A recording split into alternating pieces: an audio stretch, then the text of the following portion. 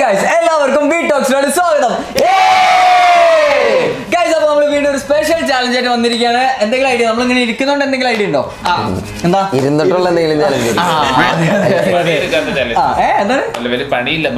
അയ്യോ, പിന്നെ നിന്നോട് കല്ല് പണിയാണല്ലോ. എല്ലാ ചാലഞ്ചിലും എല്ലാ സാധനങ്ങളും തിന്നുന്നതാണ്. ഭയങ്കര ഭാരമാണ്.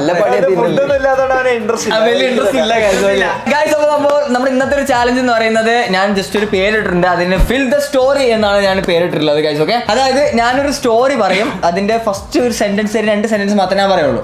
ഓക്കെ, ബാക്കി ഞാൻ ചൂസ് ചെയ്യുന്ന ആളായിരിക്കും പറയേണ്ടത്. ഓക്കെ, ഫസ്റ്റ് ഞാൻ ആ സ്റ്റോറി പറയുന്നതുകൊണ്ട് അടുത്തത് ആരുടെ പേരാണ്? ഞാൻ ചൂസ് ചെയ്തോളാം. നീ എല്ലാത്തിലും ചൂസ് ചെയ്യണം. അത് സാരില്ല, ഞാൻ തുടങ്ങിക്കോളാം. അപ്പൊ ഞാൻ പറയുന്ന ആൾ അതിന്റെ ബാക്കി പറയുന്നതായിരിക്കും. ഓക്കെ, എന്നിട്ട് ആ ചൂസ് ചെയ്ത ആള് ഒരു സ്റ്റോറി പറയണം. ഓക്കെ, ഒരു 2 സെന്റൻസുകൾ മിനിമം പറയണം. എന്നിട്ട് അയാൾക്ക് ചൂസ് ചെയ്യാം അടുത്തത് ആര് പറയണം. 2 സെന്റൻസ് പറഞ്ഞാൽ ഒരു 3 സെന്റൻസ് പറഞ്ഞു. 30 സെക്കൻഡെങ്കിലും വേണ്ടേ? പറയാൻ വേണ്ടത്ര പറഞ്ഞോ. എന്നിട്ട് ആരാണ് ബബ്ബ പഠിക്കുന്നത് അവർക്ക് നമ്മൾ തലേന. നീ എന്നെ ചൂസ് ചെയ്ത്, ഞാൻ ഇവനെ ചൂസ് ചെയ്ത് തിരിച്ച് വീണ്ടും എന്നെ അപ്പൊ തന്നെ ചൂസ് ചെയ്യാം. പറ്റും ഗൈസ്. അപ്പൊ നമുക്ക് എന്തായാലും തുടങ്ങാം അല്ലെ ഗൈസ്? അപ്പൊ ഞാൻ സ്റ്റോറി വായിക്കാൻ വേണ്ടി പോകണം, ശ്രദ്ധിച്ചോട്ടെ. ഓക്കെ, ഒരിടത്ത് ആമയും മുയലും ഓട്ട മത്സരത്തിൽ പങ്കെടുത്തു. മുയല് ആമയേക്കാൾ സ്പീഡിൽ ഓടി തുടങ്ങി. ആമ മെല്ലെ ഇഴഞ്ഞ് ഒരു മരത്തിന്റെ ചുവട്ടിലെത്തി. അപ്പോഴാണ് ആമ ആ കാഴ്ച കണ്ടത്. വാസ്കോ ബാക്കി പറയും. ആ ആമ കണ്ടത് ഞാനും ഏക്കയും കൂടെ ചായ കുടിക്കാൻ പോകുന്നായിരുന്നു.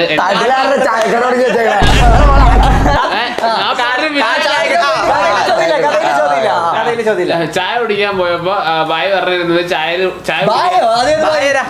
എന്റെ ബൈ ഏക്കെ ബൈ പറഞ്ഞിരുന്നത് കയ്യിൽ പൈസ കൊണ്ട് മോനെ ഇഷ്ടമുള്ള വാങ്ങി തിന്നതാണ്. കയറി കഴിച്ചപ്പോ 5 പൈസ ഇല്ലെന്നുള്ള കാര്യം ഞാൻ അറിഞ്ഞപ്പോ അവിടെ നിന്ന് ഇറങ്ങിയിട്ട് ബാക്കി കൊമ്പൻ. അങ്ങനെ ഇറങ്ങിയപ്പോഴാണ് റാഷിക്കിനെ അവിടെ കണ്ടത്. റാഷിക്കിനും പൈസ ഇല്ലായിരുന്നു. റാഷിക്കിനെ അവസാനം അവിടെ അരി അരയ്ക്കാൻ ഇരുത്തിയിട്ട് അവന്മാരെ അവിടെ നിന്ന് നാട് വിട്ടല്ലേ പറയാൻ പാടില്ല. അവര് നേരെ ബൂട്ട് ക്യാമ്പിലേക്ക് പോയി. അപ്പൊ ടോക്കിയും വാസ്കോയും കൂടെ ബൂട്ട് ക്യാമ്പിൽ പോയി. ആ പൈസ നീ അവിടെ അരി അരയ്ക്കായിരുന്നല്ലോ. അങ്ങനെയാണ് ഞാൻ വന്നത്. ഞാൻ വന്നിട്ടാണെങ്കിൽ ഞാൻ റാഷിക്കിനെ അഴിച്ച് വാടാ മോനെ പൈസ പുള്ളിയുടെ മുഖത്ത് വീശിറിഞ്ഞിട്ട് ഞാൻ റാഷിക്കിനെയും കൂട്ടിട്ട് ഇങ്ങ് പോന്നു. അതിന്റെ ബാക്കി നീ പറ. പോന്നിട്ട് നേരെ നമ്മൾ പോയത് തൃശ്ശൂർ വഴി ഒരു ഇവന്റെ ഗേൾഫ്രണ്ടെ കാണാൻ വേണ്ടി പോയി. ഓക്കെ, ഇവന്റെ ഗേൾഫ്രണ്ടെ കണ്ടപ്പോ ഇവന് അവളുടെ കൂടെ പോയി. അപ്പൊ ഞാൻ വീണ്ടും പോസ്റ്റായി. അപ്പോഴാണ് എന്റെ സുഹൃത്തായ ഞാൻ എന്റെ കള്ളനെ വിളിച്ചത്. കള്ളൻ വന്നപ്പോഴാണെങ്കിലോ എനിക്ക് കുറെ ചായ വാങ്ങി തന്നു, പപ്സ് വാങ്ങി തന്നു. അതങ്ങനെ എനിക്ക് ഭയങ്കര ചായ ഇഷ്ടമുള്ളവർ കുറെ ചായ വാങ്ങി തന്നു. എന്നിട്ട് ഞങ്ങൾ 2 ആളും കൂടെ കൊമ്പന്റെ ഗേൾഫ്രണ്ടെ കാണാൻ വേണ്ടി പോയി. പോയപ്പോൾ അവിടെ കണ്ടത് ബാക്കി ഏക്കെ പറയും. പോയിപ്പോ അവിടെ കണ്ടത് കൊമ്പനി ഗേൾഫ്രണ്ടിനെ അല്ലായിരുന്നു, വാസ്കോനി ഗേൾഫ്രണ്ടിനെ. ഇങ്ങനെ വാസ്കോനി ഗേൾഫ്രണ്ടിനെ അവിടെ കണ്ട കാര്യം നേരെ റാഷിക്കും കള്ളനും കൂടി ഇക്കയ്ക്ക് റിപ്പോർട്ട് ചെയ്തു. അങ്ങനെയാണ് ഇക്ക ബൂട്ട് ക്യാമ്പിൽ നിന്ന് എന്നെയും ബക്രീനെയും വിളിച്ച് വാസ്കോനും ഗേൾഫ്രണ്ടിനും കൈയോടെ പൊക്കാൻ വേണ്ടി പോകുന്നത്. ന്യൂസ് ചാനലുകാരും വിളിച്ചാണ് ഞങ്ങൾ പോയത്. ബാക്കി കള്ളം പറ. ന്യൂസ് ചാനൽ എന്ന് പറഞ്ഞു കഴിഞ്ഞാൽ വേറെ ഒന്നുമല്ല, നമ്മുടെ റാഷിക്കിന്റെ ഇഷ്ടപ്പെട്ട റഷീദിക്ക TV ആയിരുന്നു. നമ്മൾ ചെന്നപ്പോ അവിടെ കണ്ടത് റാഷിക്കിന്റെ ഒരു ബോയ് ഫ്രണ്ടും കൂടി അവിടെ പോവാൻ നേരമാണ് അവിടെ വെച്ച് നമ്മുടെ വാസ്കോയുടെ ഗേൾഫ്രണ്ടിനെയും കാണുന്നത്. ഒന്നും നോക്കിയില്ല, റാഷിക്ക് നൈസായിട്ട് ഇക്കായി വിവരം അറിയിച്ച സമയത്താണ് കൊമ്പം പറയുന്നത്. കൊമ്പം പറയുന്നത് ഇക്ക ഞാൻ ബൂട്ട് ക്യാമ്പിലുണ്ട്, വാസ്കോ ആണ് പെണ്ണിന്റെ കൂടെ പോയതെന്ന്.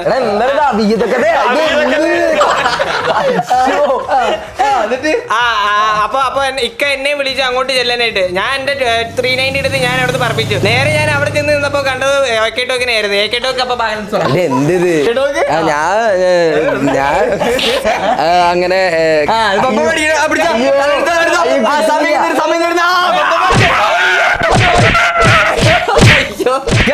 ഫസ്റ്റ് റൗണ്ട് നമുക്ക് അടുത്ത റൗണ്ട് പിടിച്ചാലോ?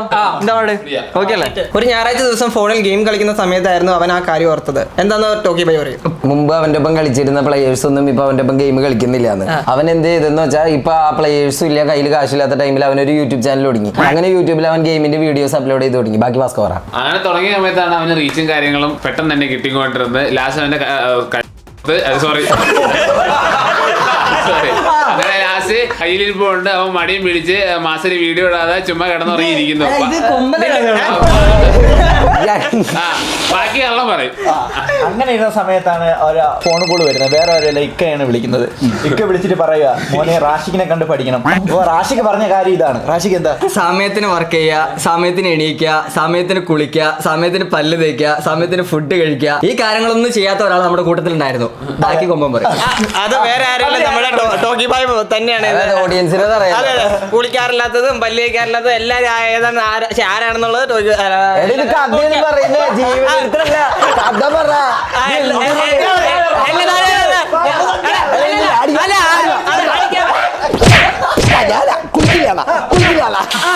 ഉറ്റ സുഹൃത്തുക്കളായ ആദർശ് സച്ചിൻ ഒരു വിജനമായ ഇടവഴിയിലൂടെ നടന്നു വരികയായിരുന്നു. അപ്പോഴാണ് സച്ചിൻ അവനോട് ആ ഞെട്ടിക്കുന്ന കഥ പറഞ്ഞത്. അങ്ങ് മലമുകളിൽ പറ. എന്റെ അടുത്താണോ? അങ്ങ് മലമുകളിൽ ഉണ്ടായിരുന്നത് റോമനും ആയിരുന്നു. ഈ ഫ്രണ്ടും അല്ല വേറെ ആരും അറിയാവുന്ന ഈ പാവത്തിന് എല്ലാ വീഡിയോയിലും പറയുന്നത് മലയിലുണ്ടായിരുന്നത്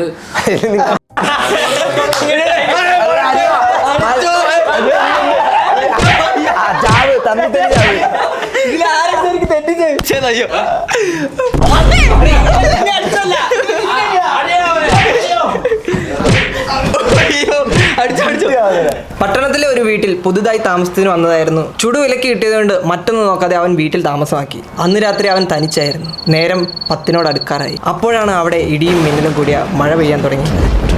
ഈ ഇടിയിൽ വീട്ടിലെ വൈദ്യുതി മുടങ്ങി. ചുറ്റും കൂരാക്കൂരിട്ട് അവൻ ഒരുവിധം തപ്പിത്തടഞ്ഞ് മെഴുകുതിരി കത്തിച്ചു. അപ്പോൾ പിന്നിൽ നിന്നൊരു ശബ്ദം. ബാക്കി കള്ളം പറയും. ഒരു സ്ത്രീയുടെ നിഴലായിരുന്നു. ചിൽ ചിൽ ചിൽ. പെട്ടെന്ന് ആ ശബ്ദം വാസ്കോ.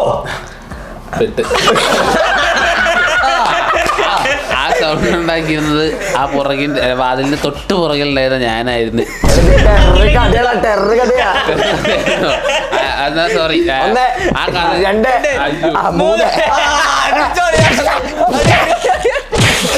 അയ്യോ സോറി.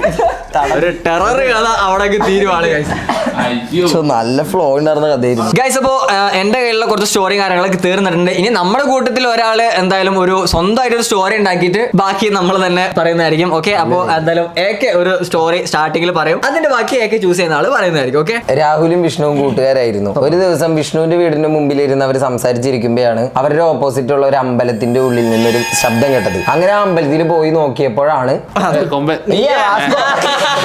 അങ്ങനെ പോയി നോക്കിയപ്പോഴാണ് നമ്മളവിടെ സർപ്പക്കാവിൽ ഒരു സർപ്പത്തിനെ കണ്ടത്. ആ സർപ്പത്തിനെ കണ്ടോണ്ടിരുന്ന വിഷ്ണു രാവിലെ നേരെ സർപ്പത്തിന്റെ അടുത്തോട്ട് വന്ന്. അപ്പൊ ആ സർപ്പം നേരെ ഓടിച്ചിട്ട് വിഷ്ണുവിനെ കൊത്തിന് ശേഷം എന്ത് പറ്റി വിഷ്ണുവിന് മുമ്പ് കൊത്തിന് ശേഷം അവനെ നേരെ തൂക്കിയെടുത്ത് നമ്മള് നമ്മുടെ മറ്റേ ആരെ കൊത്തി വിഷ്ണുവിനല്ലോ. രാഹുൽ അവനെ തൂക്കിയെടുത്തോണ്ട് വൈദ്യന്റെ അടുത്തോണ്ട് വൈദ്യനാണെങ്കിൽ അവിടെ ചെന്നിട്ടാണെങ്കിൽ മറ്റേ തുണിയെല്ലാം ചുറ്റി കെട്ടിയിട്ടാണെങ്കിൽ അവന്റെ കാലിൽ നിന്ന് കുത്തി വിഷം ഇറക്കിയെടുത്ത്. വിഷം ഇറക്കിയില്ല. വിഷം ഇറക്കാനായിട്ട് മറ്റേ പാമ്പിനെ വിളിച്ചു വരുത്തി. പാമ്പ് തിരിച്ച് പാമ്പിന്റെ കഴുത്തി പിടിച്ചിട്ട് ഞെക്കിയിട്ട് പാമ്പിന്റെ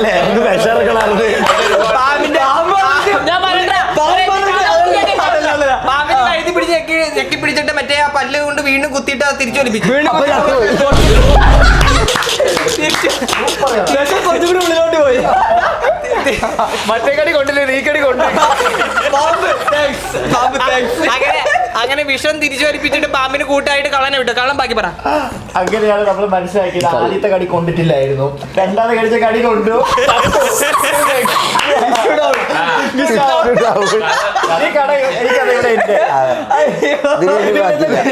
പോയ പാമ്പിനെ വിളിച്ചു വരുത്തരുത്. അതെ, പോയ പാമ്പിനെ വിളിച്ചു വരുത്തരുത്.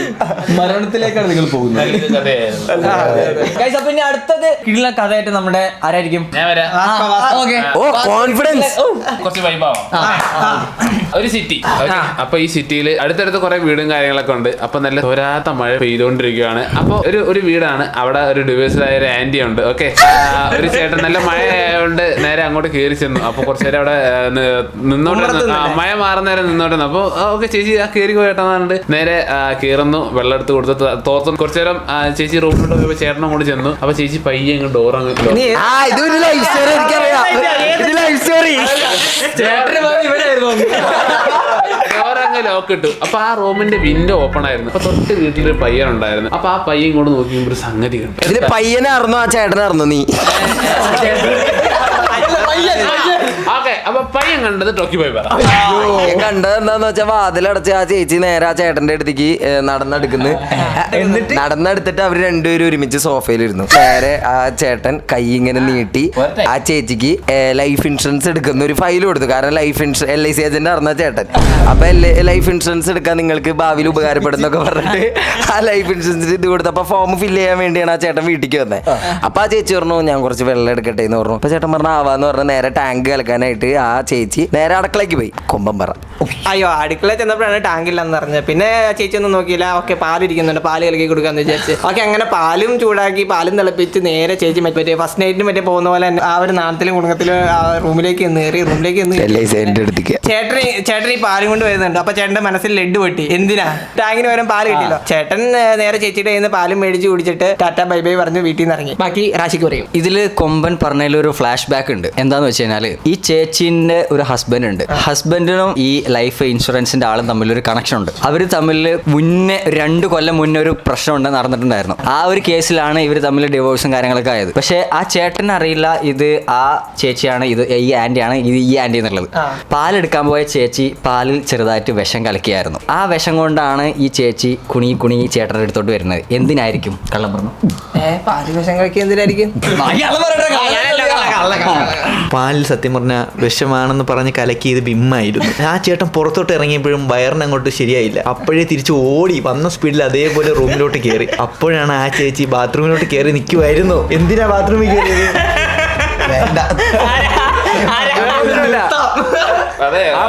ആ ബാത്റൂമിന്റെ സൈഡിലായിരുന്നു വാഷിംഗ് മെഷീൻ ഇരുന്നത്. അപ്പൊ തുണി കഴുകാനായിട്ട് ചേട്ടൻ വന്ന ഉടനെ പറഞ്ഞു ഞാനൊന്ന് ടോയ്ലറ്റ് യൂസ് ചെയ്തോട്ടെ. അപ്പോൾ ആ ചേച്ചിക്ക് തോന്നി ഞാൻ കൊടുത്ത വിഷം ഏറ്റവും ഇല്ലെന്ന് ചേച്ചിക്ക് ഒരു ഡൗട്ട് തോന്നി.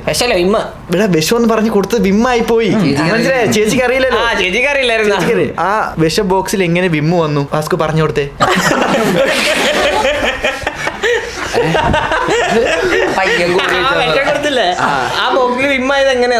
അത് ആക്ച്വലി ആ കടയിൽ വാങ്ങാൻ പോയപ്പം സോറി ആ കടയിലോട്ട്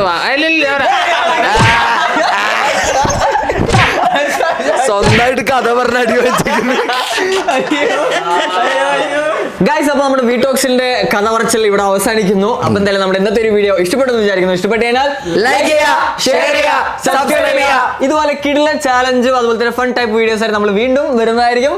അതുവരെ ബൈ.